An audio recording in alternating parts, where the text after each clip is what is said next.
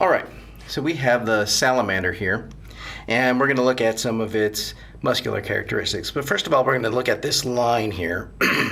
That's called the horizontal septum, and it breaks up the muscles into an epaxial portion and a hypaxial portion.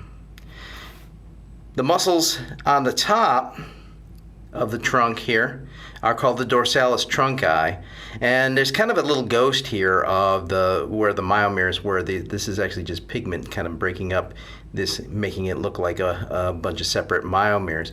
We see the myomeres back on the tail here, though. These separate lighter bands are the myomeres, and the lines between them are the myosepta.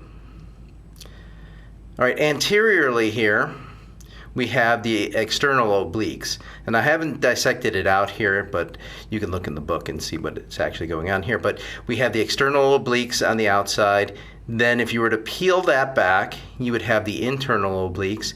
Peel that back, and you have what's called the transversus abdominis. On the ventral side, we have sort of a separate muscle band, which is the rectus abdominis.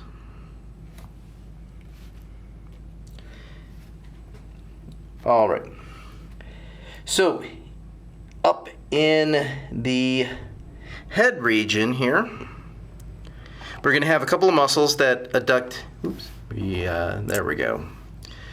Have a couple of muscles that adduct the jaws. So we have the adductor mandibulae externus and the abductor mandibulae anterior.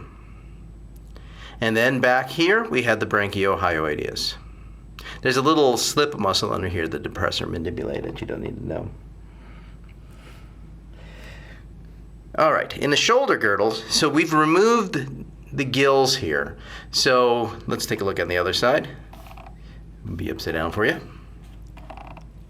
Those are the external gills there.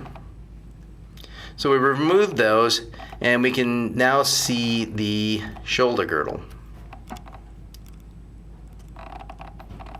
Sorry, it's focusing on my hand instead of the thing. All right. So back in the back here, we have its latissimus dorsi. That's right behind the scapula. Right on the scapula is the dorsalis scapulae. In front of that is the cucullaris muscle. And it's kind of hard to see here, but there's another muscle that kind of bridges across here kind of deep. That is called the pectori scapularis. On the ventral side, there's a whole bunch of muscles here. We're only making you know a few of them because it gets really, really hard. But following the procoracoid is the procoracohumerales. And then on the arm, the main one on the ventral side here that we're seeing, that is the humeroantebrachialis. But there's a whole bunch of muscles all the way around the arm that are similar to what you have, but it's really difficult to determine homologies.